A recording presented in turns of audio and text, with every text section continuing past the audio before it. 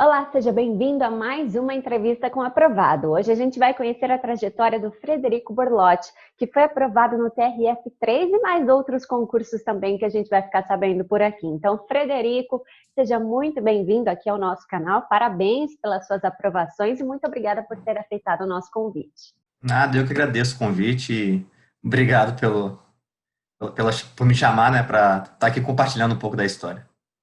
Para a gente começar, então, eu gostaria de te conhecer um pouquinho mais. De onde você é, qual que é a sua idade? Fala sobre você, sua formação. Então, eu sou natural de Vitória, tenho 25 anos e sou formado em Direito. Me formei no ano passado, colei o grau até no início desse ano. Mal terminou a faculdade, então, já foi aprovado em concursos públicos. E isso, graças a Deus, já consegui aprovação logo no finzinho da faculdade e é uma ótima experiência, né? Você formar sabendo que você já pode logo em seguida assumir um cargo público, é muito bom mesmo. Então, como que começou essa trajetória de estudos para concursos públicos? Como que você conheceu? Em que momento que você tomou essa decisão? Então, eu sempre achei que a carreira pública, né, assim, pelo próprio senso comum, vamos dizer assim, fosse melhor remunerado do que as carreiras privadas. Então, primeiramente, a remuneração me chamou a atenção. E logo em 2013, até por influência, meu irmão é militar, eu prestei o concurso da Polícia Militar aqui do estado do Espírito Santo e fui aprovado e tinha 18 anos na época, então foi meu primeiro contato com concurso. E aí depois, então, já foi aprovado em outros. Quais que você foi aprovado? Isso, em 2013 eu passei na Polícia Militar daqui e só depois de 5 anos trabalhando e também depois de ter começado a faculdade de Direito, eu fui aprovado agora em 2019, né, na maioria dos outros concursos. Então, no começo de 2019 eu prestei um concurso para o Instituto Federal, aqui do Espírito Santo, o IFES, um cargo de nível médio, né, assistente de aluno, e passei em segundo lugar. Eu não estava estudando diretamente para esse cargo, mas foi até uma forma de me testar durante os estudos, porque ainda não tinha saído um concurso de tribunal, que sempre foi meu objetivo. Então, foi uma forma de me testar no começo do ano. Aí eu falei, pô, acho que estou no caminho certo. Então, logo em seguida, saiu notícia de que abriria o edital do TRF4 e do TRF3. Então, eu falei assim, é exatamente nesse concurso que eu quero passar. Então, eu me esforcei e consegui passar em 32º como analista judiciário da área judiciária no TRF da 4ª região e em 8º lugar no TRF da 3ª região, só que para o cargo de técnico judiciário da área administrativa. E também Teve fiz mais concursos também, que eu sei que eu já vi seu foi, nome na lista de aprovados. teve a São Paulo Previdência, né, SPPrev, então eu fiz, logo depois que eu fiz a prova do TRF da 3ª região, que foi no dia 1º de dezembro. No dia 15 de dezembro teria a prova da SPPrev e muita coisa do edital era compatível. Então, depois que eu terminei a prova do TRF3, eu peguei aqueles 15 dias ali e foquei nas matérias específicas da SPPrev que não caíram, né, no TRF3 para tirar a diferença do edital para o outro. E aí, como que você conheceu o Estratégia nesse caminho? A estratégia acho que é o curso mais famoso, né, de concurso público no mercado e é difícil não conhecer quem estuda para concurso, né? Mas eu acho que é bem provável que tenha sido pelas redes sociais, no Instagram, no YouTube do Estratégia, que faz bastante live, então a gente que está nesse mundo de concurso sempre vai aparecendo, né, para a gente o Estratégia. E aí, qual que foi a sensação de ver seu nome na lista de aprovado em todos esses concursos que você falou? Então, a sensação é de felicidade, claro, é também de dever cumprido, né? Eu acho que é, tem gente que fala que sente primeiro o alívio e depois vem a felicidade, né? Porque você finalmente conseguiu passar no concurso. Então, acho que é um misto de sensações e com certeza de que a sensação de que todas as renúncias valeram a pena, né? E a caminhada, embora seja cansativa, ela no final vale a pena. E esse já é o concurso dos seus sonhos? Você já foi aprovado no que você queria ou continua estudando para algum outro? Então, por enquanto, eu passei como técnico no TRF3, a colocação foi muito boa, eu espero ser chamado ou no final de 2020 ou no começo de 2021. Meu concurso fim, né, vamos dizer assim, que eu estava almejando mesmo, seria o de analista.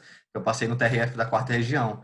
E aí, estou esperando a lista andar, e se Deus quiser vai chamar também. E agora, então, vamos falar da sua organização com os estudos. Você disse que conciliava com a faculdade. Como que era estudar para concurso, além disso, fazer a faculdade também? No primeiro ano dos meus estudos, 2018, eu conciliava com a faculdade e com o trabalho na polícia daqui. Então era bem puxado. Eu estudava cerca de 3 horas por dia, acordava bem cedo, né? Por exemplo, se eu fosse entrar no trabalho às 7 da manhã, eu acordava umas 4h30 ou 5 horas para estudar um pouquinho antes do trabalho, para não deixar tudo para de noite, né? Porque a outra parte dos estudos viria entre o trabalho e a faculdade que eu fazia à noite, e era presencial. Então, nesse primeiro ano de estudo, a conciliação era muito puxada mesmo, assim, mas dava, né? Dava para conciliar. E depois, de novembro para frente de 2018, eu pedi exoneração da polícia, eu me planejei financeiramente, conversei com minha família também, moro com meus pais, com minha mãe, e ela me apoiou, assim, se você tem certeza, né? Ela também me viu estudando aqui, então foi uma decisão assim, importante, mas que daí para frente que eu acho que realmente fez a diferença nos estudos, assim. E aí consegui estudar mais, né? Mais horas por dia. E a sua família, então, além de financeiramente, também te apoiou emocionalmente? Isso. É, mais emocionalmente falando, porque financeiramente eu tava, como eu trabalhava 5 anos já na PM, eu me planejei também, né, para não sobrecarregar a minha família, vamos dizer assim.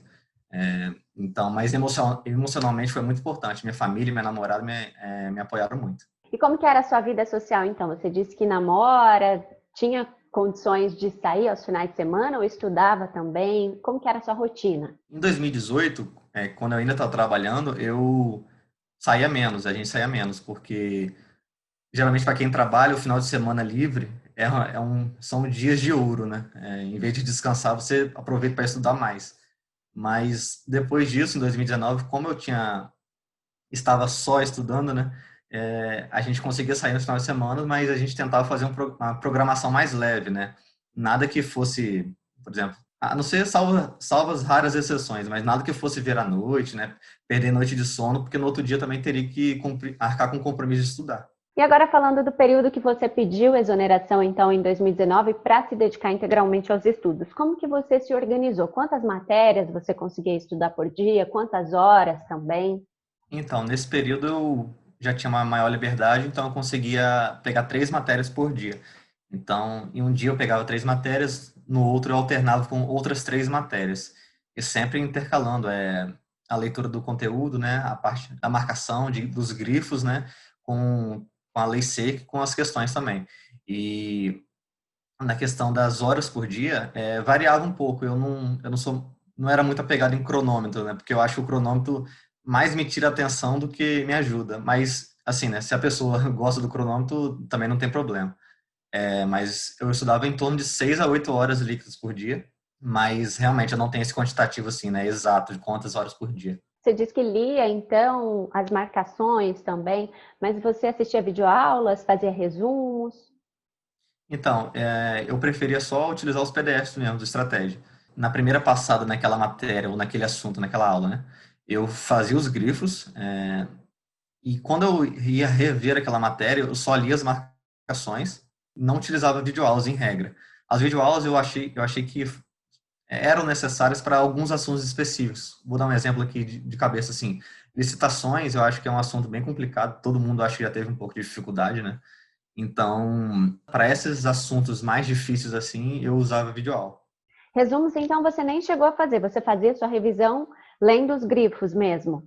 Isso, eu fazia assim, na verdade, eu primeiro, quando eu pegar aquela matéria para revisar no dia, primeiro eu começava com as questões, para depois eu não ir para as questões já tendo acabado de ler os grifos, né? Primeiro eu ia para as questões e naquilo que eu fiquei em dúvida, eu voltava nos grifos e tirava minhas dúvidas sobre aquela matéria. Então, eu me dava satisfeito nesse ponto. E os E o que resumos eu não fiz. Eu preferi, na verdade, deixar os resumos assim, né? Para um ponto que eu tivesse muita dificuldade, mas na verdade acabou que na prática eu não fiz mesmo. Então, você teve dificuldade em alguma matéria? O que você fez para superar? Eu acho que, por exemplo, quem é da área do direito tem um pouco mais de dificuldade nas matérias básicas, é, matemática, português, informática, porque aquela coisa, acho que todo mundo que começa a dar para concurso acaba pensando, português eu sei, matemática eu lembro um pouco, mas é completamente diferente. Então, essas matérias você tem que descer um pouco assim da área jurídica, né? Descer assim, né? No bom sentido. Você tem que sair um pouco da área jurídica e voltar, né? Por exemplo, assim, para o ensino médio, onde você lembra das aulas de português, mas o estudo para concurso é bem mais aprofundado e acaba que você tem que perder bastante tempo nas matérias de conhecimentos básicos. Porque matemática e português, por exemplo, são bem extensas. E informática é o que o pessoal brinca, né? Nunca acaba. Você está estudando informática, sempre tem alguma coisa nova que o pessoal cobra na prova. Então, seria isso. Essas matérias seriam as mais complicadas.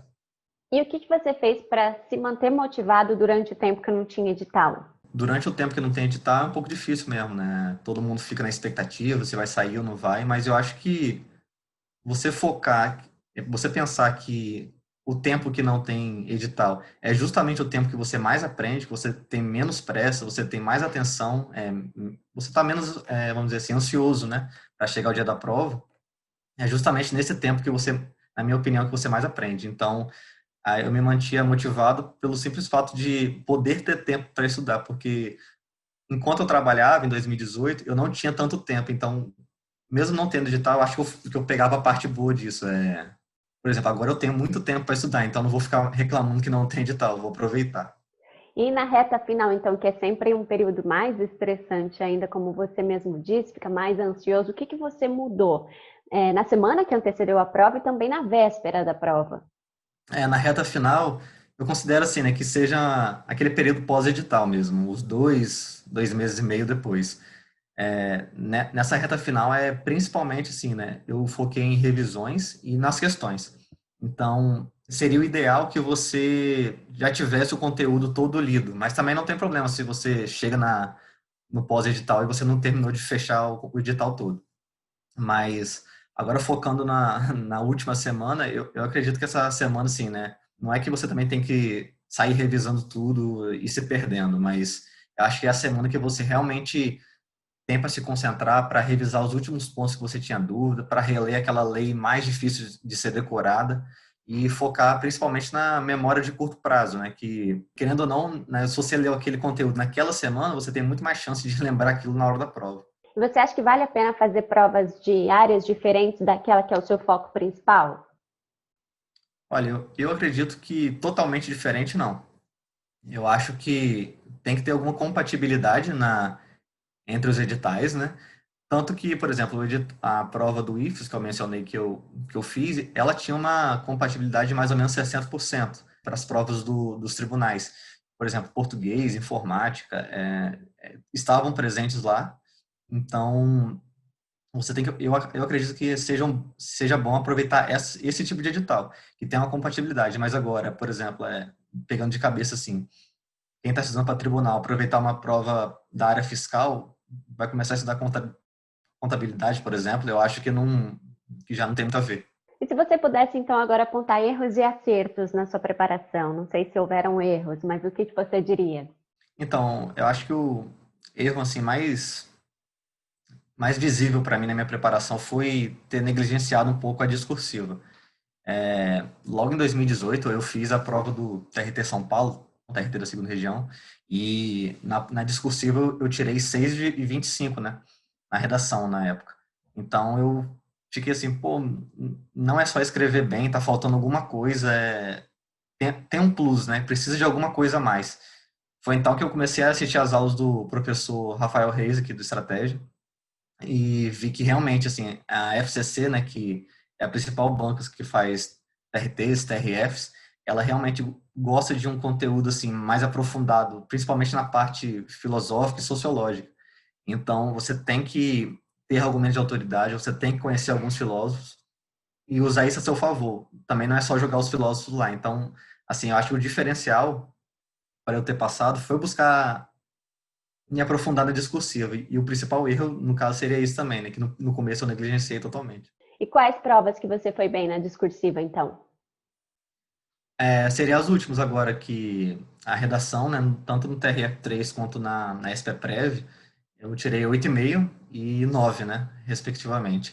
Então, eu acho que tá aí o resultado de quando você presta atenção na discursiva. E, assim, eu fiquei em oitavo e terceiro lugar, né? No oitavo no TRF3 e na SPPrev em terceiro. Então, é muito diferente da posição 1802 que eu fiquei em 2018, quando eu negligenciei a discursiva. E o que você fez para praticar, então, a discursiva?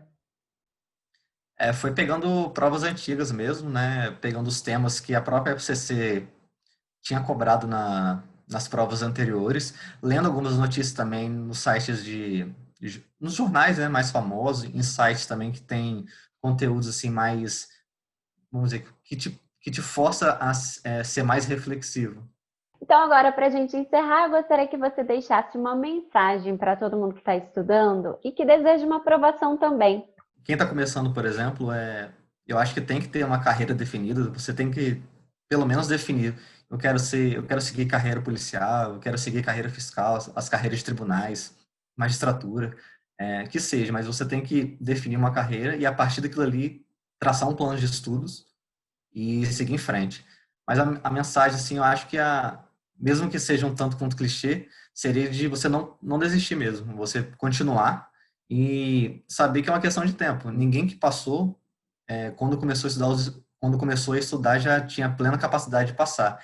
Isso você adquire com o tempo, você vai cair, vai reprovar, vai errar questão, vai refazer, às vezes você vai errar até o mesmo tipo de questão, mesmo tipo de conteúdo na prova, mas uma hora eu acho que você chega lá. E você pensou em desistir, Frederico? Eu acho que todo mundo já pensou um dia em desistir, né? Mas falando por mim, sim, já pensei já, mas graças a Deus eu consegui é, sair, né, desse pensamento e seguir em frente. E aí, agora deixa essa mensagem, então, para que o pessoal que está estudando também não desista e consiga, então, a tão sonhada aprovação. Frederico, muito obrigada pelas suas palavras, viu? Novamente, parabéns. Nada, obrigado, eu que agradeço. Bom, você que está aí assistindo, eu espero que tenha gostado dessa entrevista, que esse bate-papo tenha te motivado aí nos seus estudos e que você também conquiste a sua tão sonhada vaga. Se você quiser assistir outras entrevistas com aprovados, fique à vontade aqui no nosso canal. E para ficar por dentro de tudo que acontece no mundo dos concursos, acesse estrategiaconcursos.com.br. Até a próxima, tchau, tchau!